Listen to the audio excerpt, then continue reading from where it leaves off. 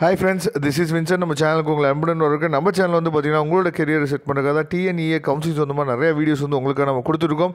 கண்டிப்பாக நம்ம சேனலை ஃபாலோ பண்ணுங்கள். மறக்காமல் உங்கள் ஃப்ரெண்ட்ஸுக்கு மேக்ஸிமம் சொல்லுங்கள். அது மட்டும் இல்லாமல் நம்ம சேனலோட வாட்ஸ்அப் குரூப்பில் கண்டிப்பாக ஜாயின் பண்ணுங்கள். ஓகே ஃப்ரெண்ட்ஸ், அதாவது டிஎன்இஏ கவுன்சிலிங்கை பொறுத்த வரைக்கும் நமக்கு வந்து வருஷத்துக்கு வருஷம் வந்து பார்த்திங்கன்னா காம்படிஷன் வந்து அதிகமாகிட்டே போயிட்டே இருக்குது. நான் வந்து இந்த வருஷம் வீடியோ ஸ்டார்டிங்கில் நான் சொன்னேன், இந்த வருஷமும் வந்து பார்த்திங்க அப்படின்னா இன்ஜினியரிங்க்கு காம்படிஷன் வந்து எப்போயுமே ஹெவியாக தான் இருக்க போகுது அப்படின்னு நம்ம சொல்லிகிட்டே இருந்தோம். அதுக்கு தகுந்த மாதிரி வந்து பார்த்திங்க அப்படின்னா பசங்க மத்தியிலையும் வந்து இன்ஜினியரிங் மேலே இருக்க ஆர்வம் வந்து அதிகமாகிட்டே இருக்குது. ஒரு பக்கம் இன்ஜினியரிங் படித்தா வேலை கிடைக்காது அப்படின்னு சொல்லிட்டு இருக்க குரூப் இருந்தாலும், இன்னொரு பக்கம் பசங்க வந்து நம்பி என்ன பண்ணுறான்னு சொல்லி பார்த்தா இன்ஜினியரிங் எடுக்கிறாங்க. அப்போ நீங்கள் பண்ண வேண்டிய ஒரே ஒரு முக்கியமான விஷயம் என்னன்னு சொல்லி பார்த்தா, நீங்கள் இன்ஜினியரிங் படிக்கலாம், ஆனால் நல்லா படிங்க தயவு செய்து, சரியா? ஏன்னா அந்த ஒரு பக்கம் ஒரு வாய் வந்து என்ன பண்ணுறதுன்னு சொல்லிக்கிட்டே இருக்கும். என்ன அப்படின்னா, உங்கள் ரிலேஷன்ஸ் எல்லாருமே சொல்லிகிட்டே இருப்பாங்க. என்ன சொல்லிகிட்டே இருப்பாங்கன்னா, இன்ஜினியரிங் படித்தா வேலை கிடைக்காது, இன்ஜினியரிங் படித்தா வேலை கிடைக்காது, அதை ஏன் படிக்க வைக்கிறீங்க அப்படின்னு சொல்லி உங்களையே என்ன பண்ணாச்சு போதும் உங்கள் பேரண்ட்ஸை உங்கள் ரிலேஷன்ஸ் எல்லாருமே என்ன பண்ணுவாங்க, குழப்பி விட்டுட்டே இருப்பாங்க, சரியா? அந்த மாதிரி ஸ்டேஜுக்கு நீங்கள் போயிடக்கூடாது. அந்த மாதிரி ஸ்டேஜுக்கு யார் போவா அப்படின்னா, எந்த காலேஜில் நீங்கள் இன்ஜினியரிங் படித்தாலும் அரியர் இல்லாமல் படிச்சுட்டு வெளியே வரணும். இதை நீங்கள் தெளிவாக நீங்கள் பார்த்துங்க. அரியர் இல்லாமல் படிச்சுட்டு வெளியே வந்தால் மட்டும்தான் ஒரு கம்பெனியில் நீங்கள் ப்ளேஸ் ஆக முடியும், சரியா? அதனால் ஓரளவுக்காவது அட்லீஸ்ட் கேம்பஸ் இன்டர்வியூஸ் இருக்கக்கூடிய கம்பெனிஸு வரக்கூடிய காலேஜை நீங்கள் என்ன பண்ணுங்க பார்த்தீங்கன்னா தேர்ந்தெடுங்க.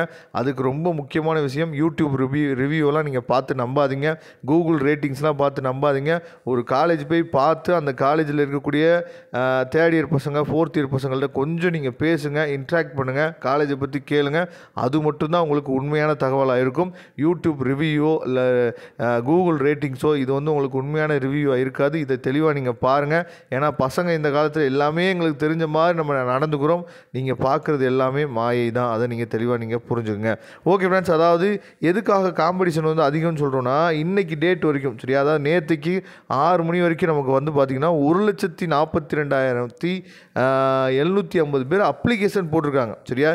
இன்னமும் வந்து பார்த்திங்கன்னா ஐசிஎஸ்சி சிலபஸில் வந்து நமக்கு இன்னும் அவங்களுக்கு வந்து டிசி, அதுக்கப்புறம் வந்து பார்த்திங்கன்னா மார்க் ஷீட்டு, இந்த 12th மார்க் ஷீட் இதெல்லாம் கொடுக்காமல் இருக்காங்க. அதனால் அந்த பசங்களாம் இன்னும் ரிஜிஸ்ட்ரேஷனே பண்ணாமல் இருக்காங்க.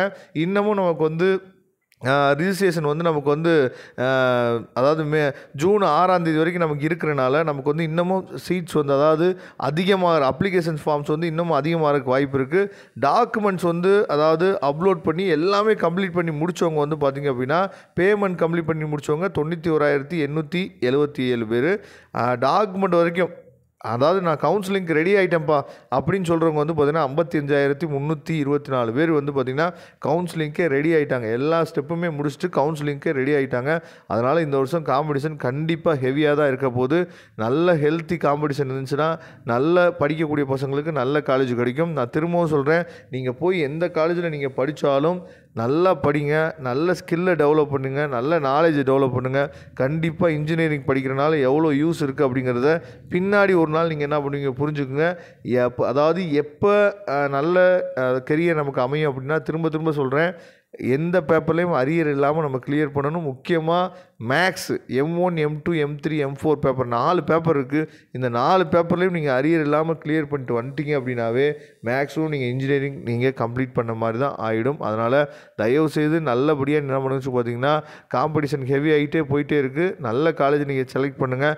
அட்லீஸ்ட் ஓரளவுக்கு கேம்பஸ் வரக்கூடிய காலேஜாவது நீங்கள் என்ன பண்ணுங்க பார்த்தீங்கன்னா செலக்ட் பண்ணுங்கள். அப்படி ஏதாவது தெரியலை, எங்களுக்கு டவுட்ஸ் அதிகமாக இருக்குது அப்படின்னா, நீங்கள் ஒன்று அந்த ஸ்டூடெண்ட்ஸை போய் அந்த காலேஜில் இருக்கக்கூடிய தேர்ட் இயர் ஃபோர்த் இயர் பசங்களை இன்ட்ராக்ட் பண்ணலாம். இல்லைனா நமக்கு நீங்கள் வாட்ஸ்அப் பண்ணுங்கள், நான் உங்களுக்கு ஹெல்ப் பண்ணுறதுக்கு ரெடியாக இருக்கணும். Okay friends, thank you. நம்ம நெக்ஸ்ட் வீடியோ பார்க்கலாம். அதுவரை முடிந்து விடைபெறுவது உங்கள் நண்பன் வின்சென்ட். தேங்க்யூ.